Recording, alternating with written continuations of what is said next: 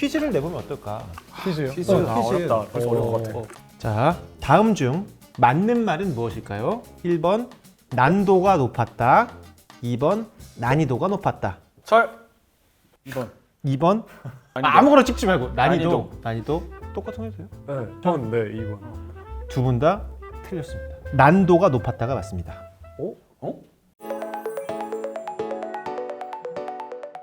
자, 별책부록 6화 토크편이 돌아왔습니다. 그 사이에 또 옷을 갈아입으셨어요. 네, 그러면서 이런 생각이 들었어요. 만약에 우리가 아이돌이라면 과연 우리의 포지션은 어땠을까를 생각해봤는데 본인은 본인의 포지션을 뭐라고 생각하십니까? 그래도 얼굴 아닐까? 뭐 해보는데 뭐 욕먹을 거 아는데 뭐 죄송해요. 그거 비주얼 담당은 없는 걸로 하시고 자, 헌 작가님은 뭐라고 생각하십니까? 뭐 사진 담당 이런 거 하고 싶은데. 아니 나 이렇게 앞에서 했는데 이렇게 피해가면 어떡해. 나 오늘. 헌 작가님은 제가 정해드릴게요. 목소리 톤이 좀 낮고 천천히 이야기하는 것을 약간 뇌생남, 브레인 역할을 좀 하시면 될 것 같아요. 브레인이요. 브레인 역할 하세요. 어. 부여한 겁니다. 네. 오철님은 그냥 비주얼 담당하세요. 감사합니다. 우린 시켜주시면. 우린 비주얼 그룹은 아니기 때문에 그죠. 비주얼 그룹 하시고. 그래서 많이 편해요. 그리고 나를 굳이 내가 어떤 담당일까를 생각해봤는데 나는 그래도 약간 예능 담당이 아닐까. 붐업하고. 그거 혹시 아세요? 그 짤 아세요? 교양? 니네가 뭐 교양을 알아? 니가 교양을 알아? 니가 니까 싶게 뭔데 교양을 얘기해. 이거 뭔지 아세요? 헌 작가님 아세요 이거? 잘 모르는데 짤로 이렇게 한번 본 것 같아요. 내가 이거 할까 말까 진짜 망설였거든. 이거 어떻게 해야 되나? 너무 웃겨요. 교양 있어? 라고 물어보면 나 교양 있어? 음. 라고 이야기할 만큼 아주 여러분들의 교양을 한번 채워드리도록 하겠습니다. 우리가 지난 시간에 6권의 책을 소개시켜드렸고 그 중에 우리가 한 권씩 선택해서 조금 더 딥하게 들어가서 여러분들에게 그 책에 대한 내용을 안겨드리는 그런 시간 그렇죠. 심도 있게. 가보도록 하겠습니다. 자, 첫 번째 책 바로 제가 선택한 책입니다. 책 제목이 뭐죠? 저에게 관심이 있다면 한끗 어휘력. 한끗 어휘력 맞고요. 이 책에 대해서 설명을 드리기 전에 여러분들에게 궁금한 점이 있습니다. 솔직하게 말씀해 주셔야 돼요. 네네. 나는 약간 이런 어휘력, 문해력이 좀 맞춤법 잘 모르고 이런 사람을 보면 깬다? 전혀 상관없다. 상대에 따라 조금 더 포용력이 다르지 않을까? 저는 솔직히 좀 걸려요. 걸려요? 네. 채팅할 때는 좀 걸려요. 교정을 봐야 하다 보니까 구랭 이런 거 어때? 뭐 밥 먹을까? 구랭? 불행은 오히려 근데 괜찮아요. 그런 거는 뭐 어. 막 틀렸다기보다 그냥 일부러 그렇게 하는 거잖아. 귀여운 거니까 귀여운 척으로. 괜찮다. 뭐 돼도 그렇지만 그냥 되게 분명한 것들 있잖아요. 그런 것들이 좀 걸리는데 제가 책 낼 때는 편집자님이 제 실수들을 엄청 많이 고쳐주셔서 그러니까 나는 안 되지만 상대방은 이해해야 된다? 좀 이율 배반적인 데가 있는. 근데 저는 말도 안 되는 거 아니면 네. 웬만하면 별 신경 안 써요. 어. 웬만하면. 그러면 또 나 또 궁금한 거 있어요. 그러면 일부러 내가 좀 있어 보이게 하려고 쓰는 그런 표현들이 좀 있나요? 왜냐면 우리가 회사원들을 뭐 특히 프레젠테이션 같은 거 할 때 뭐 다큐멘트 좀 프로파일링 좀 해봐 막 이런 식으로 할 수 있잖아요. 그러진 않은 것 같아요. 저는 오히려 있어도 쉽게 푸는 사람이라. 또 시는 또 그런 게 있잖아요. 어휘를 딱 선택할 때 야, 요거 한자 이거 쓸까 저거 쓸까 막 고민하고 막 그러면서 그런 것도 그쵸. 있지 않아요? 단어뿐만이 아니라 진짜 은는이가 때문에 조사 때문에 달라지는 경우가 있는데 뉘앙스가 그런 거 저는 아직도 좀 어려워요. 정확한 단어를 외행해서 이제 구현하는 게 좀 어렵고 그냥 한 편 단위로 이렇게 좀 집중해서 쓰려고 하다 보니까 언제나 무언가를 놓치는. 그래서 퇴고를 되게 많이 해요. 이런 거예요. 그러니까 여기서 말하는 어휘력 뭐냐면 퇴고와 탈고는 뭐가 다를까? 그런 이야기를 다루고 있어요. 중요한 책이네요. 그렇죠. 자, 그래서 들어가 보도록 하겠습니다. 어떤 책입니다라고 소개를 하기보단 이 책에 있는 사례를 소개하면 더 좋을 것 같아요. 왜냐하면 이 작가는 우리가 쉽게 혼동하기 쉬운 그런 맞춤법 요거 A가 맞게요, B가 맞게요라는 것도 있지만 이런 상황에서 이렇게 표현해야 됩니다.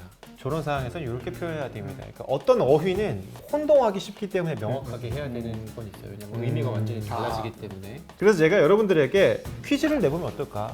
퀴즈요? 퀴즈. 어렵다. 벌써 어려운 것 같아. 자, 다음 중 맞는 말은 무엇일까요? 1번 난도가 높았다. 2번 난이도가 높았다. 철. 2번. 2번 난이도. 아무거나 찍지 말고 난이도 똑같은 거 해도 돼요? 네. 전 네, 2번. 두 분 다 틀렸습니다. 난도가 높았다가 맞습니다. 난도는 네. 어려움의 정도예요. 그러니까 난도가 높았다 낮았다는 맞아요. 이만큼 어려웠다 저만큼 어려웠다. 근데 난이도는 뭐냐면 어려움과 쉬움의 정도예요. 난이도가 어때라고 하는 건 괜찮아. 근데 난이도가 높았다 낮았다는 말이 안 되는 거예요. 그럼 난이도는 언제 쓰느냐? 난이도가 작년과 비슷하네요. 이건 괜찮아요. 어려움과 쉬움이 비슷하네요. 난이도를 결정하다 괜찮아요. 하지만 난이도가 높았다 이건 안 돼요. 둘 다 아우르는 말이군요. 네. 그래서 고난도 문제 됩니까 안 됩니까? 고난도 문제 되죠. 되죠. 네. 고난이도 문제 됩니까 안 됩니까? 아, 안 되죠. 고난이도. 그러네. 난이도는 쉽고 낮음의 정도니까. 되게 재밌지 않습니까? 문제 들어갑니다. 다음 중 붓다와 불다 무엇이 맞는 표현일까? 제가 이제 불다에 대한 이야기를 할 겁니다. 문장을 얘기해 주시는 네, 거죠? 불다에 대한 문장을 이야기할 건데 이 문장에 불다가 5번 들어가요. 그 중에 올바르게 쓰여진 불다는 무엇일까요? 불다? 자, 라면을 오래 두면 어떻게 됩니까? 라면이 불죠. 조금만 넣어도 불으니 불기 전에 얼른 먹어야 합니다. 불고 나면 맛이 없으니까요. 라면이 불지 않게 하는 방법이 있으면 좋겠네요. 불이 5번 나왔는데요. 불을 맞게 쓴 것은 어떤 것일까요? 여기 틀린 게 있다는 거예요? 아니요. 맞는 게 하나 있는 거예요. 다 틀렸어. 한 개 맞아. 여기 한 개 맞다고요? 한 개 맞아요. 그럼 한 번 더 들어볼까요? 좋습니다. 뭐 아주 좋은 생각이네요. 1번 라면이 불죠. 2번 조금만 더도 불으니. 3번 불기 전에 얼른 먹어야 됩니다. 4번 불고 나면 맛이 없어요. 5번 불지 않게 하는 방법이 있을까요? 2번. 저쪽에서 4번 속닥속닥 거리는데요. 손 작가님이 알아요? 저도 헷갈려서. 그러니까. 헷갈립니까? 아예 모르겠습니까? 헷갈려요. 잘 모르는 건가 그게? 자, 정답은 5번. 5번.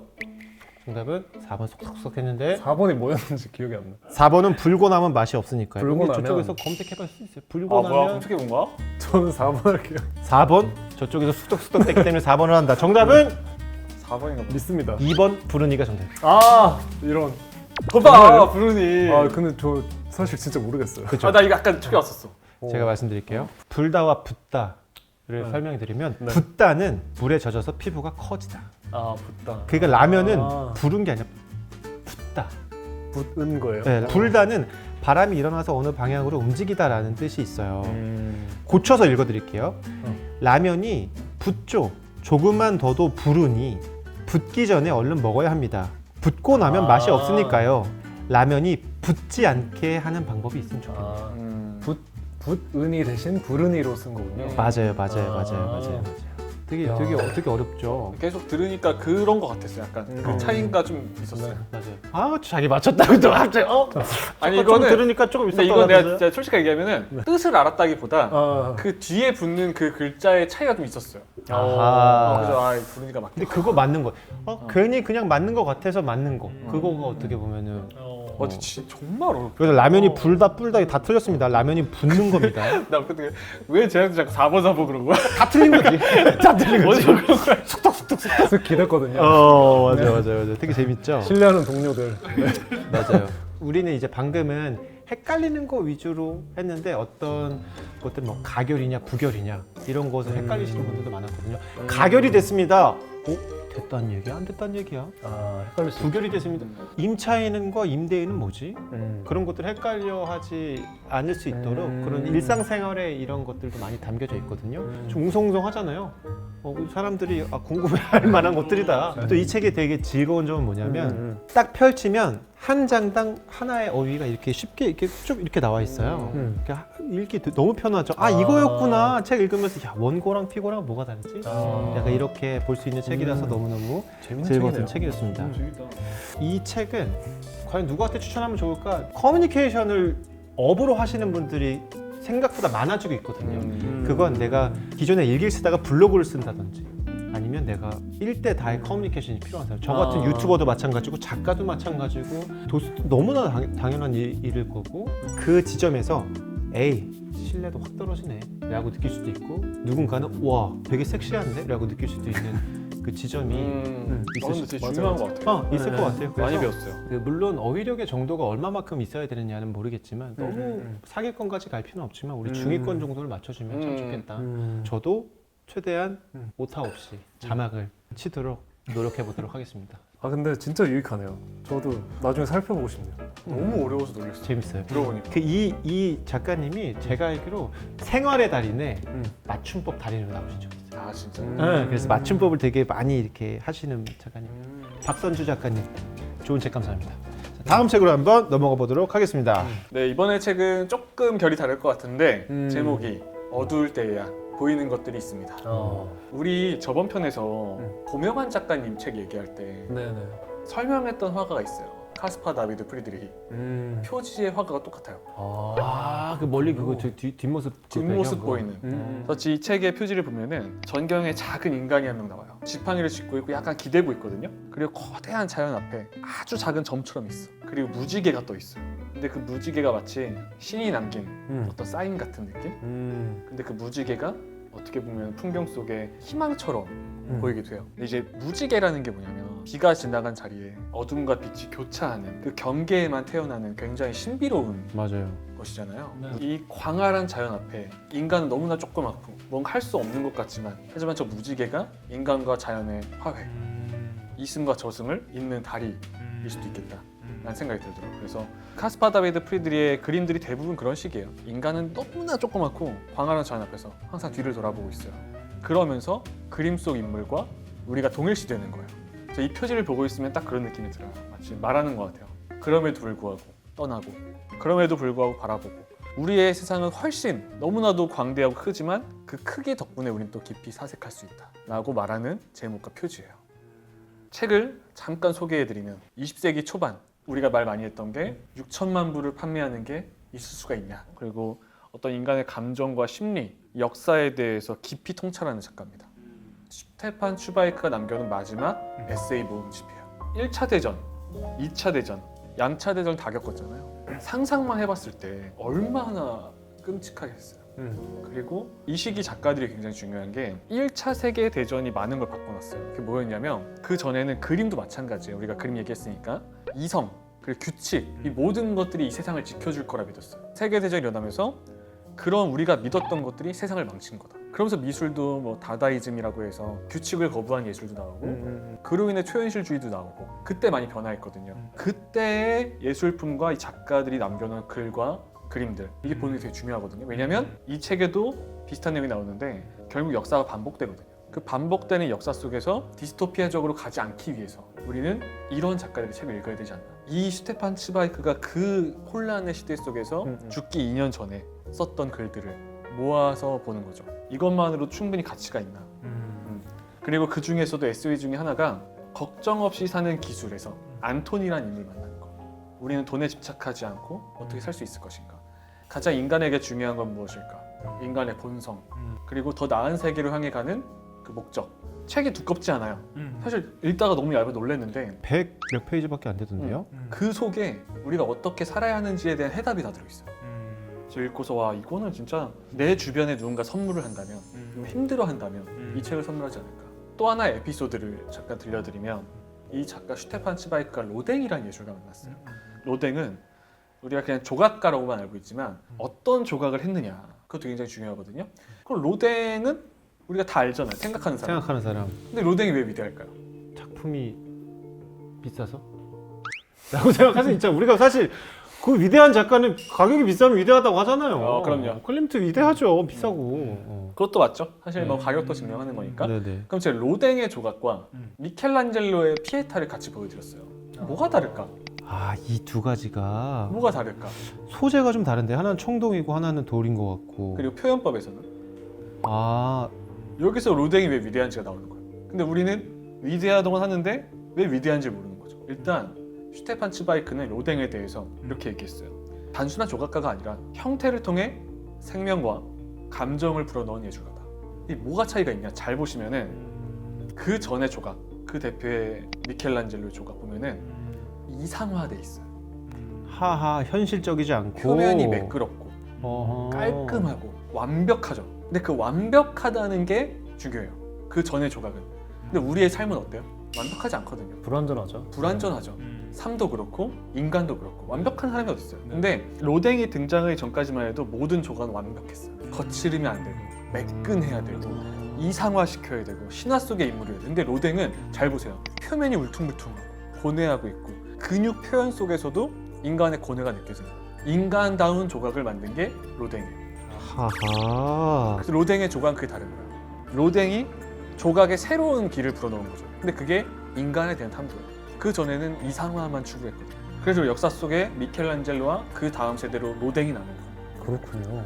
그 조각의 차이를 모르고 보니 그냥 로댕이니까. 근데 그게 아니거든. 요 로댕이 처음에 청동시대라는 조각을 했어요. 조각을 뭐 생각하는 사람만 보셔도 되는데 근데 그때 논란이 됐던 게 뭐냐면 조각이 너무 진짜 같다는 게 문제였어요. 근데 그 진짜 같다는 게 잘 만들었다는 게 아니라 너무 사람 같다. 아, 너무 사실주의다. 근데 그런 조각이 없었다는 거예요. 그걸 만들면서 로댕은 인간에 대한 고뇌와 고통과 그런 모든 삶에 대한 아픔을 표현한 거죠. 그때 이런 조각이 나온 거예요. 굉장히 또 다르게 보이네요. 그리고 슈테판 츠바이크는 로댕을 만난 적이 있어요. 그날에 대한 경험을 적어놨는데 이런 식으로 얘기해요. 그의 손끝에서 만들어지는 조각들이 마치 살아있는 인간처럼 움직이는 것 같았다. 로댕은 빛과 그림자의 조화를 연구하면서 조각에 생명을 불어넣기 위해 평생을 바쳤다. 로댕과 츠바이크, 왜 서로에게 그런 걸 느낄 수밖에 없었냐? 츠바이크가 문학을 통해서 인간의 내면을 탐구했다.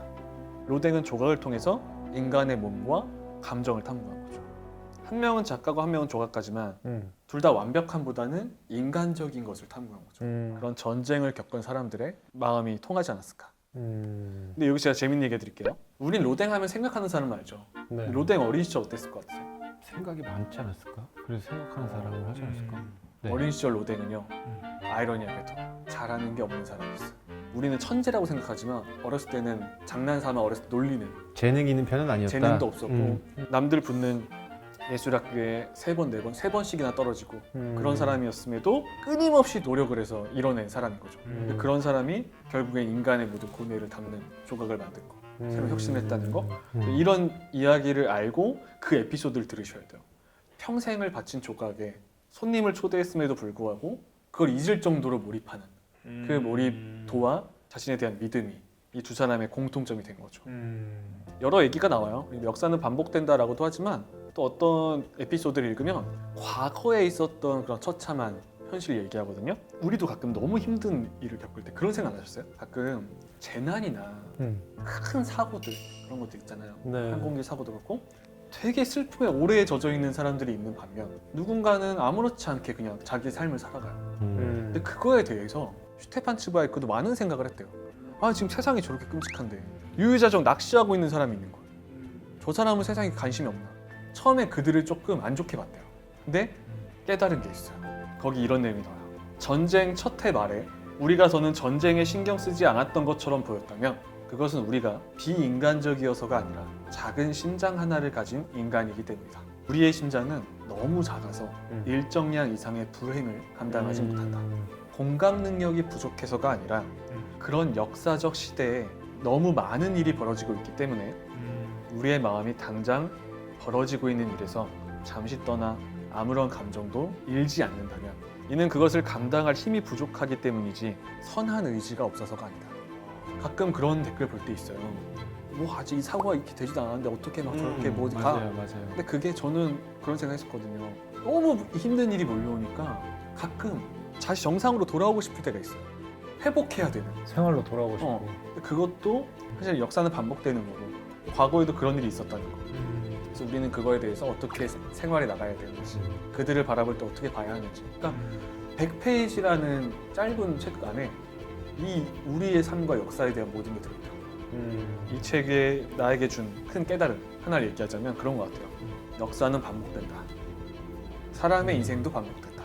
그 속에서 흔들릴 때도 있겠지만 그 흔들림 속에서도 내가 어디로 가야 하고 무엇을 봐야 하는지 정확하게 보는 눈, 그리고 내가 맡은 일을 정말 궁극적인 목표를 정해서 그것만으로 달려가는 삶은 가치 있는 삶이라는 거.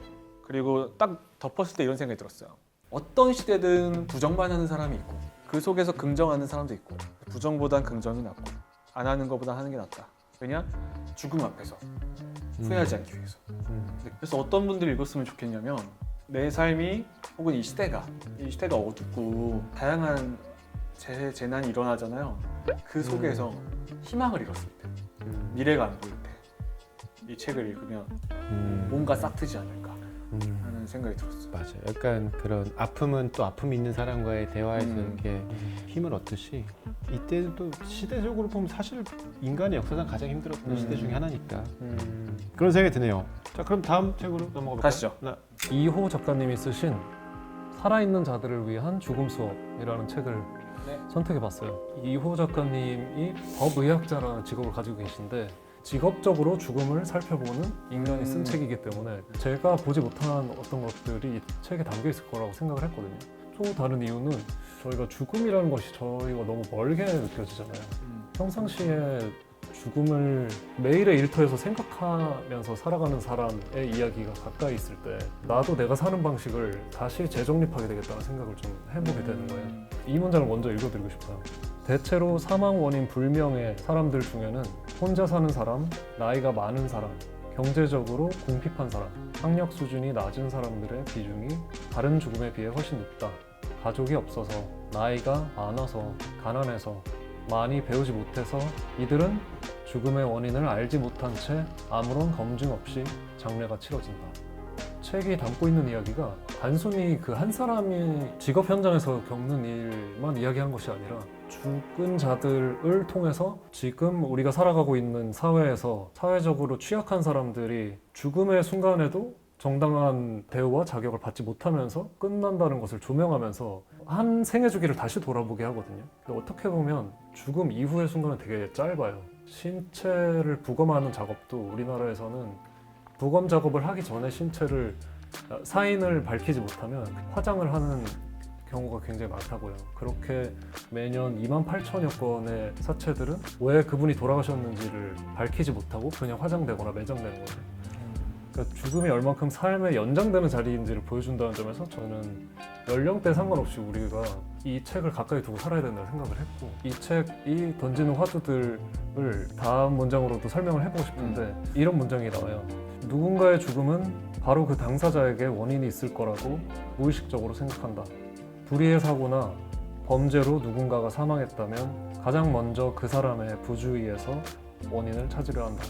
그가 부주의했기 때문에 혹은 그 옆에 누군가가 부도덕했기 때문에 일어난 일일 뿐 완전하고 주의 깊은 우리는 안전하다고 믿는다. 그렇게 믿고 싶어 한다. 안전하다는 착각 속에서 우리는 얼마나 위험이 가까이 있는지 알지 못한다. 죽음이 언제 어디서든 우리를 스칠 수 있다는 사실을 인지하고 싶어 하지 않는다. 세네카가 말했다. 누군가에게 일어난 일은 누구에게나 일어날 수 있다. 이런 문장들을 읽으면 정신을 번쩍 차리게 되는 거예요. 죽음을 내가 너무 타자화하고 살았구나. 나와는 무관한 일처럼 여기면서 살아왔구나. 그런 생각을 하게 되고 그리고 타인의 죽음 앞에서 우리가 많은 말들을 하잖아요. 그리고 쉽게 말을 얻는 자리들을 보잖아요. 특히 오프라인 공간뿐 아니라 온라인 공간에서 우리가 죽음에 대해서 애도하고 이야기하는 방식들이 되게 거칠 때가 있잖아요. 그게 너무 내 일이 아닌 거예요. 나에게 도래할 미래라면 그렇게 말할 수 없거든요. 근데 이 책에 이호 작가님이 현장에서 죽음을 다루거나 그것을 보면서 이렇게 유추를 하시는 장면들이 굉장히 세세하게 나와 있는 부분들이 있어요.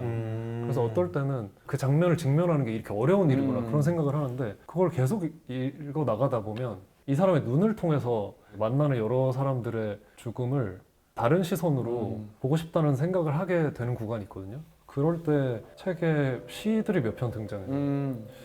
그 시들 중에 제가 특히 좋았던 건 원래도 좋아하는 이성복 시인의 시의 일부인데 그날이라는 시거든요. 일부만 발췌해서 읽어드리면 그날 몇 건의 교통사고로 몇 사람이 죽었고 그날 시내 술집과 여관은 여전히 붐볐지만 아무도 그날의 신음소리를 듣지 못했다.